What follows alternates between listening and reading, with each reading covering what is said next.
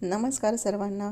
मल्हारी मार्तंडाची उपासना करण्यासाठी सोमवती अमावस्या, चैत्र पौर्णिमा, श्रावणी पौर्णिमा, चंपाषष्ठी आणि महाशिवरात्र या दिवसांना खास महत्त्व आहे।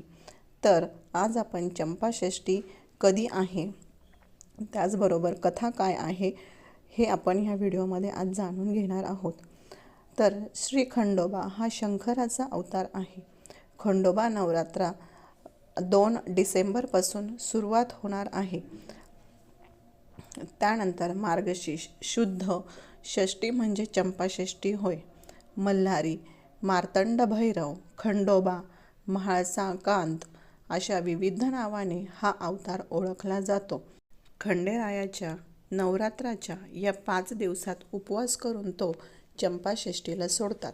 म्हणजेच 2 डिसेंबरपासून तुम्हाला तुमच्या कुलदेवतेचा उपवास करायचा आहे आणि तो 7 डिसेंबर रोजी, त्या रोजी शनिवार आहे, या दिवशी तुम्हाला उपवास हा सोडायचा आहे।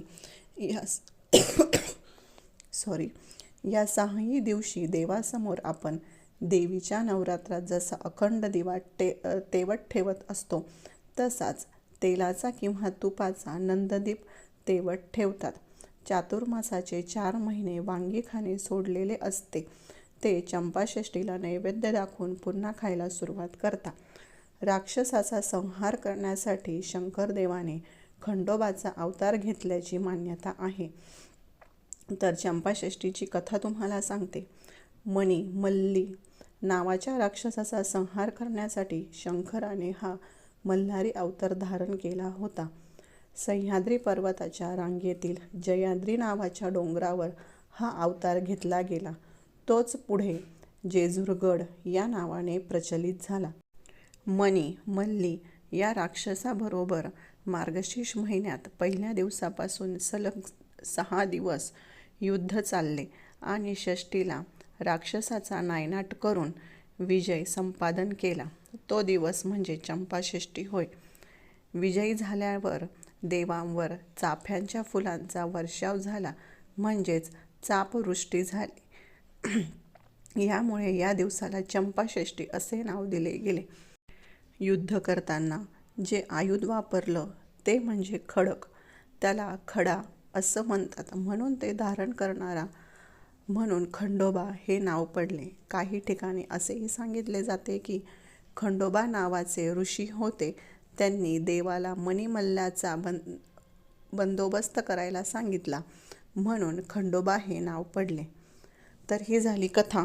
तर चंपाषष्ठीला नैवेद्य काय दाखवतात ते आपण बघूया। चंपाषष्ठीला देवाला नैवेद्य म्हणून वांग्याचे भरीत, कांद्याची पात, बाजरीची भाकरी याचा नैवेद्य करता। विदर्भ भागात भरीत आणि कणिक रोडगे नावाचा नैवेद्य करता। नैवेद्यात कांदा फक्त चंपाषष्ठीच्याच दिवशी जातो। महाराष्ट्रात काही भागात पुरणपोळीचाही नैवेद्य असतो। देवाला नैवेद्य अर्पण करण्यापूर्वी तळी भरतात। देवाला मिळालेल्या विजयाच्या आनंदाचे ते एक प्रतीक मानले जाते।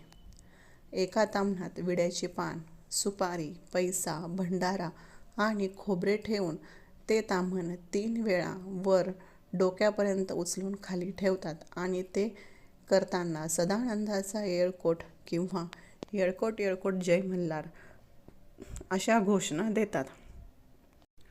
आपल्या घरातील सर्वांना सुख, समाधान आणि आरोग्यपूर्ण जीवनाचा आनंद मिळावा, तसेच आपल्यावर येणारी संकटे नाहीशी व्हावी, यासाठी षडरात्रोत्सव कालावधीत आपल्या घरामध्ये रूढीप्रमाणे कुळधर्म, कुळाचार पाळावेत। मांसाहार, मद्यपान करू नये, विषयाच्या आहारी जाऊ नये, घरामध्ये व्रत पाळावे, उपवास करावा, आचरण शुद्ध ठेवावे, घरातील वातावरण मंगलमय आणि प्रसन्न राहील, यासाठी सर्वांनी कटाक्षाने प्रयत्न करावे। येळकोट येळकोट जय मल्हार, सदानंदाचा येळकोट। तर आपला आजचा हा छोटासा व्हिडिओ कसा वाटला ते नक्कीच कमेंट करून सांगा आणि आपल्या चॅनलला सबस्क्राईब करायला विसरू नका। धन्यवाद।